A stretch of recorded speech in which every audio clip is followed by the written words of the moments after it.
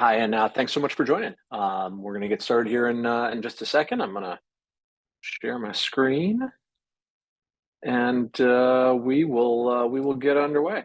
Hey, thanks for joining today. My name is Sean Bjork. Our role is to serve as the independent investment fiduciary advisor for your organization's workplace retirement savings program.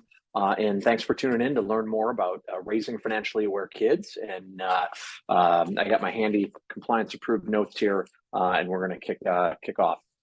This series, as always, is brought to you in the hopes of supporting the important financial decisions that you're making, not only in your workplace retirement savings plan, but beyond. So excited to get going here. This was a topic that I certainly know I can be doing better on, and in our family that we're trying to get better at. So this was a great presentation to research and to put together. A lot of the material came from many of our investing partners that we work with. So we're grateful for that, and so we'll go ahead and get started. So what are we going to talk about today? What's our agenda? Before getting started here, I think one of the big things to think about, right, is we help our kids with a lot, right? We help with homework, although the older mind get, the harder that is. We teach them a lot of things, and a lot of the things that they learn come from us, whether it's intentional or not, right? So a bunch of what we're going to talk about today is how do we be intentional about the values and about helping our children learn about money, the value of money, and how do we communicate that, and maybe learn something ourselves in the process, right? So what are we going to talk about today? We're going to talk about values in money. That's where we're going to start. We're going to talk about teaching kids about earning, so learning to earn.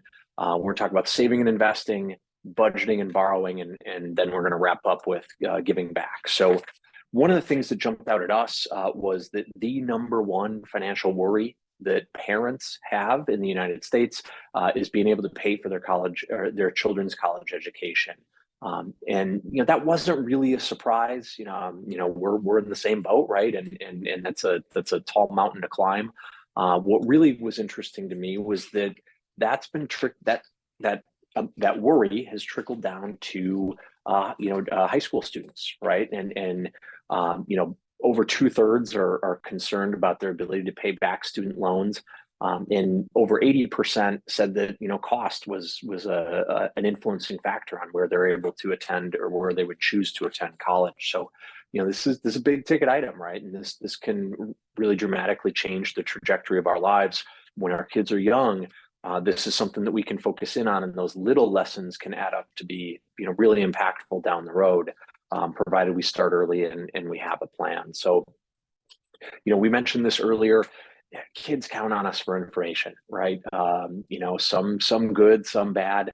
And every once in a while, I know in my home, I'll go, where did he get that from? And then I'll realize, like, oh, me, right? So whether we know it or not, we are teaching a lot, and how we act around money, what our attitudes toward money are,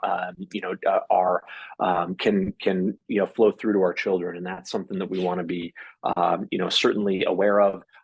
What's interesting here is that this was again a study of a survey from younger individuals, and more than a third believed they wouldn't even be financially independent by the age of 30, right? So the idea that there can be consequences, right, and that there are good trajectories that get you to where you want to go and not so much where you want to go, those ideas form really young, right? So that's something that we can work with and build on. So when can we start building? What are the types of messages that we can focus in on? Really, by the age of 4 or 5, kids are already understanding the concept of money, but they may not know that, for example, coins have different values, or really be able to anchor in on what the prices of certain things are. So the concept is there, and we can start some of those teaching moments by as young as age 4 or 5. By the time we get to teenagers, a lot of that has already been formed. And the survey that you're looking at here, this is a survey from teenagers in the fall of 2019 about where teens spend their money. And you can notice in this data here that brands matter, right? And so, we have an opportunity in the home and in the family, to really talk about the difference between, needs and wants, right? And not letting, advertising, right, or marketing, impact, that, hey, I need this sneaker. Well, no, you need shoes. That's a given, but that specific sneaker may be a want, right? And so, by the time they're teenagers, right, this is already really well formed, right? So kind of between age 4 and 5 and the teenage years, we have an opportunity to lay a foundation there.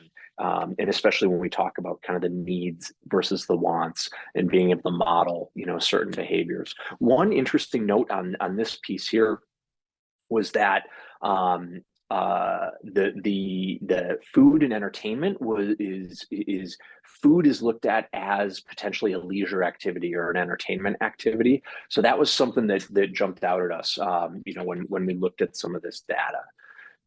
So speaking of, values and money, right? What are the 5 things that we can focus in on, and the 5 key concepts that we can help kids understand and that we can teach, right? Well, number one is just, what is money, right? The definition of money, the concept of money. I think that's a pretty, baseline one that everybody's going to understand. The second one, though, is more of a challenging one than I would have thought, right? In our home, right, is sort of setting those expectations about what certain things cost, right? What does the grocery bill cost? What does a car cost? What does a home cost? What does a family vacation cost? The airfare, the rental car. And so, these are opportunities where, especially if you're planning that vacation, or heading to the grocery store. I've, for one, have taken my kids to the grocery store. I'm not specifically recommending that, but just having these daily opportunities to reinforce what certain items or experiences or services cost. The third is the concept of worth, right? So yes, something costs a certain amount, but what is it really worth, right? And a good example is, a $10 pair of gas station gloves. Well, they cost $10. But if it's blisteringly cold out and I'm trying to, pump gas and walk my dog or whatever that is, those $10 gloves are worth a lot more than $10 to me at that moment, right? So, just or a family vacation, or just going out. Maybe you're going out enjoying a leisure activity that like you like to do with one of your family members. Maybe you're going out fishing or whatever it is, right? The cost and the worth can be dramatically different at certain points, right? Number 4 is the concept of opportunity cost. So this is about as nerdy as we're going to get today. But the concept of opportunity cost really is something we can teach our kids, that there is a cost to not doing something, potentially, right? So here's an example.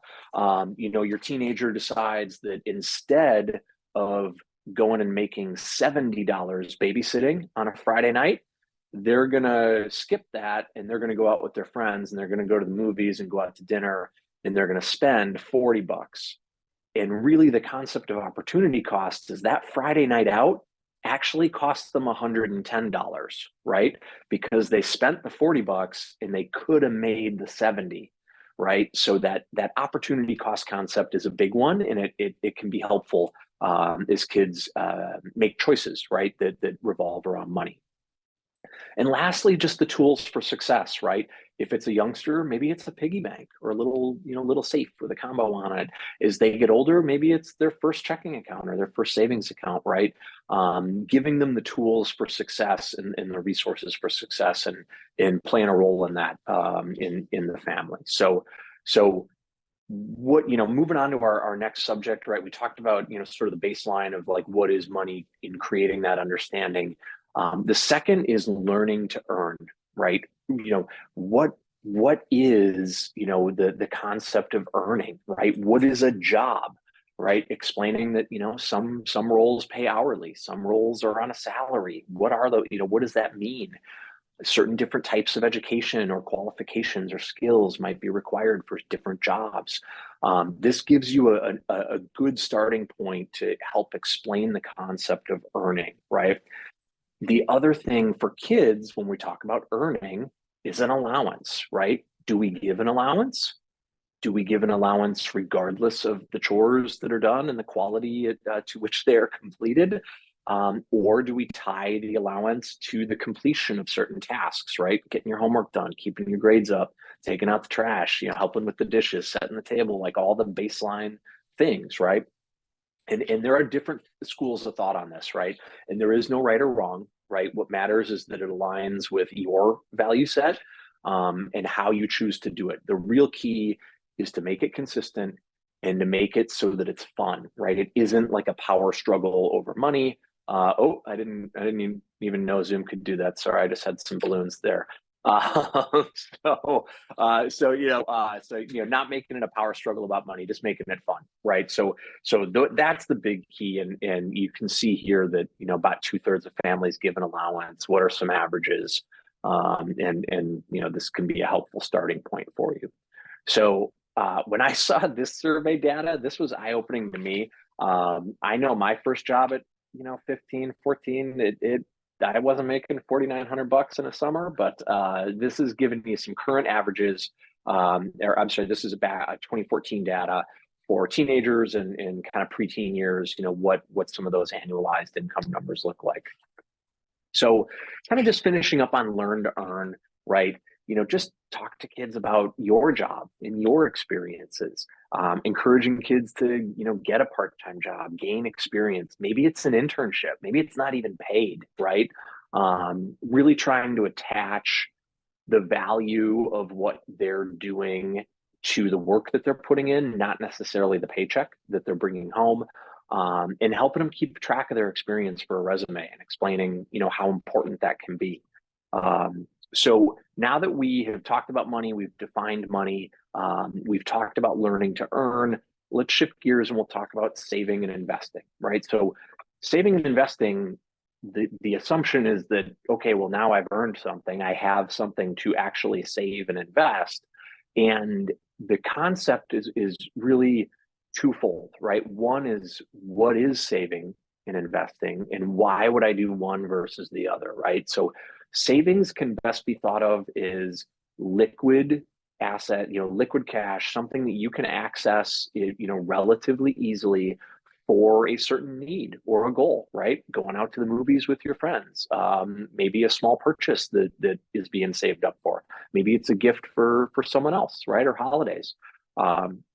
Investing is going to be for longer term goals where we're willing to accept a certain amount of risk, and we don't necessarily need that money right away, but we do want to grow it for a certain goal, right? So defining saving and investing, and then really just reinforcing the concept of saving money every time, 10 somewhere between 10 and 30%, explaining the concept of taxes and putting money away for that, and really just doing it and potentially automating it if if the bank that you're using can do that.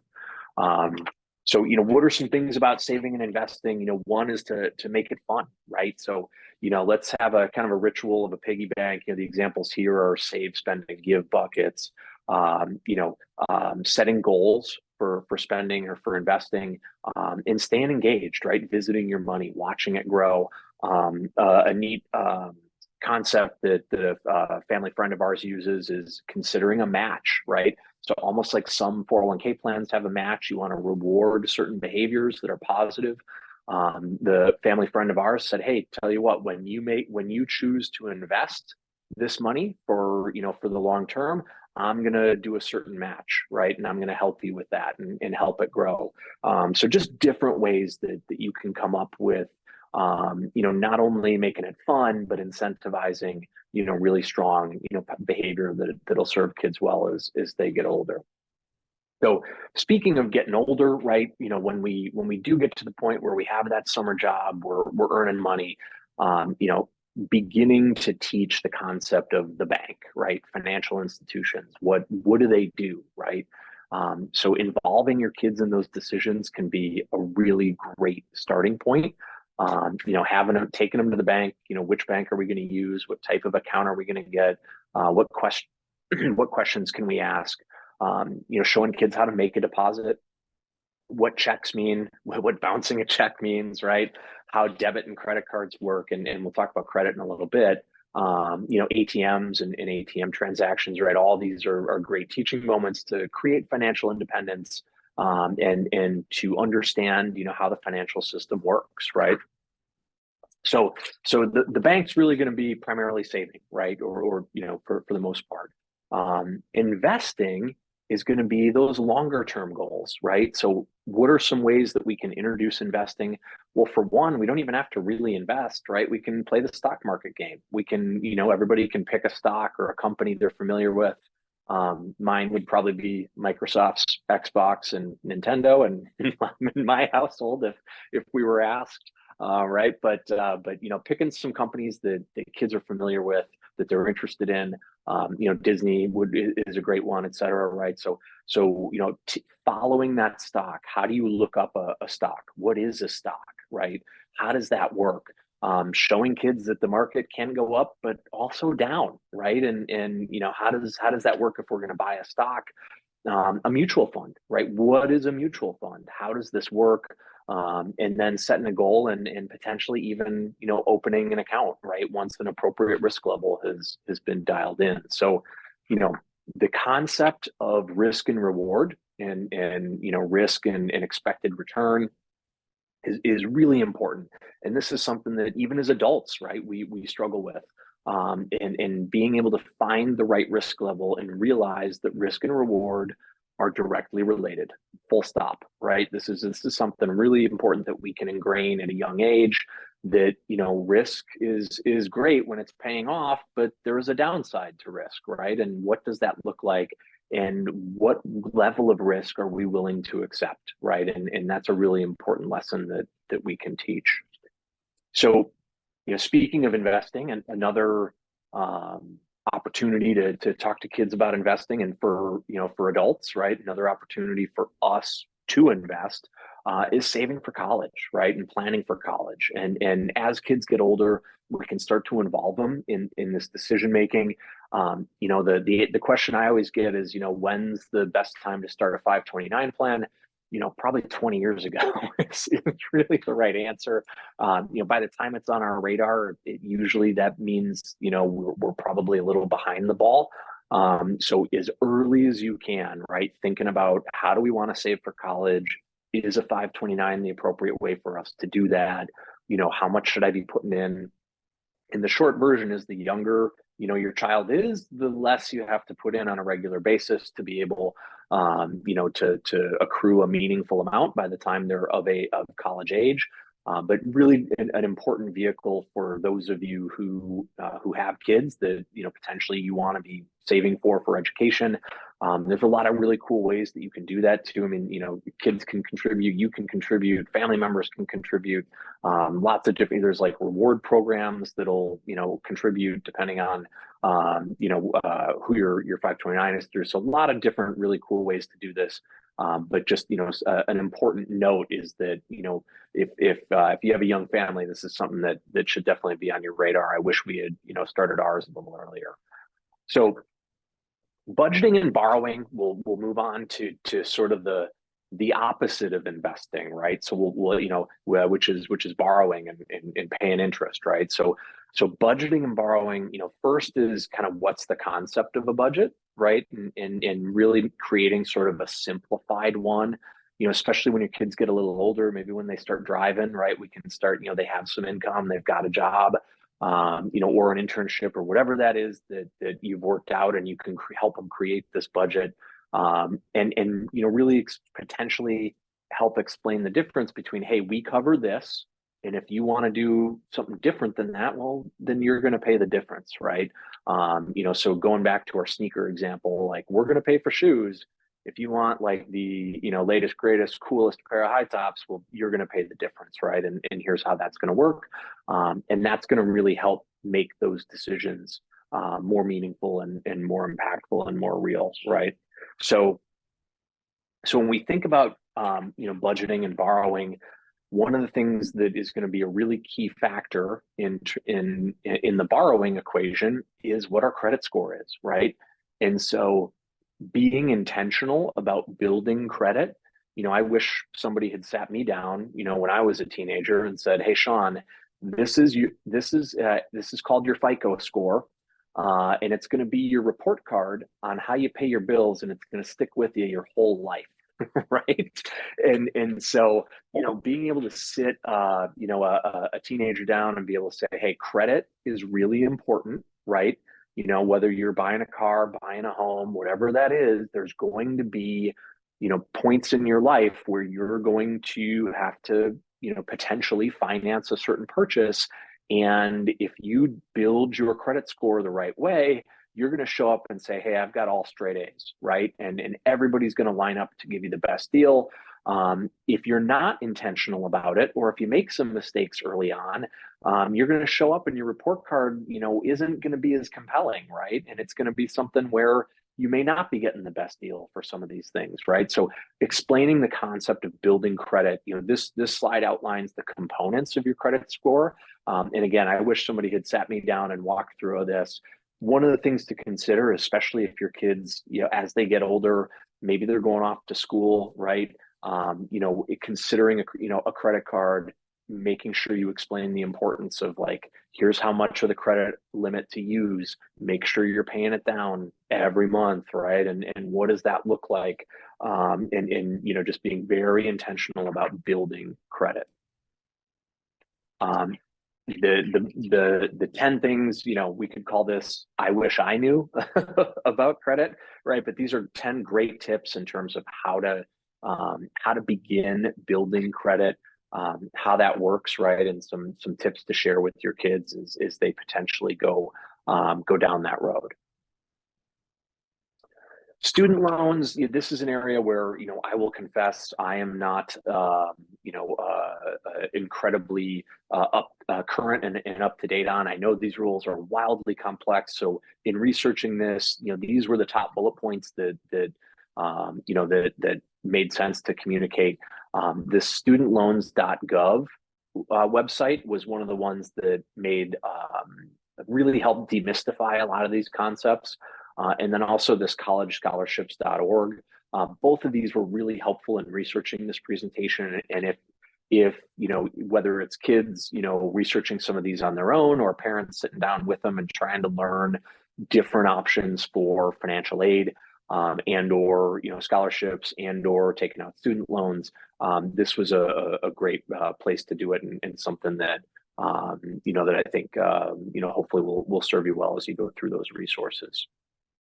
So lastly, giving back, right? So if charity and volunteering and being of service is something that aligns with your family's value system, there's a lot of ways to do it, and some of them don't cost you anything, from a monetary standpoint, right? So thinking about, at a young age, trying to ingrain those values that that we can be of service throughout our lives, whether that's volunteering our time, whether that's making a donation, creating opportunities for young kids to learn about being philanthropic and being able to give back to whether it's your community or a certain cause. That's something that is very impactful at an early age.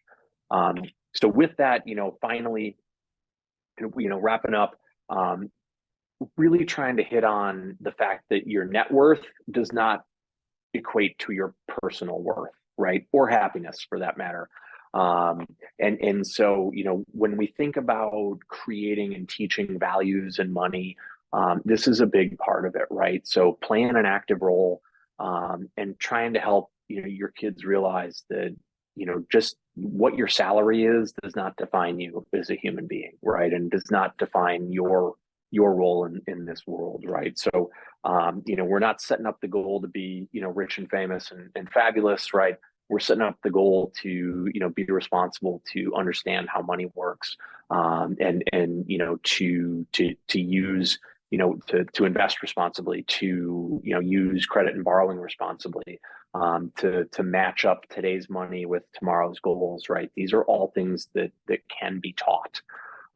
So speaking of planning, right? If you do decide as a household, right, to look at financial planning and working with either a CFP or some form of financial professional, this will give you a rough idea of what financial planning costs. These are just national averages that we pulled down for you, just to get an idea for, okay, well, hey, we talked about college savings, we talked about budgeting, we talked about all this stuff. Like, yeah, it's great. What about for us, right? For the household, this should give you a rough idea of what that costs. And then finally, if going through this presentation, if you thought to yourself, hey, this is great. I would love to get some more, little bite-sized topics like this moving forward. Go ahead and snap that QR code. It's going to ask you for first, last, and email. We'll go ahead and make sure that you get all the future content that we're creating along these lines as part of this financial education series. If, on the other hand, you sat through this and you're still with us and you said, man, I'd rather go to the dentist, don't snap that QR code, because there's going to be more to come. So lots more in this series, and really appreciate you sticking with us till the end here. I'm going to go ahead and put some important disclosures up on the screen. And with that, I'll go ahead and thank everybody for tuning in and really just taking a few minutes to become an active part of helping your kids understand the value of money, learning to earn, learning how to budget and borrow, and learning how to give back. So with that, thank you so much for your time. Really appreciate it, and look forward to seeing you on the next one here. All right, thanks so much. So long.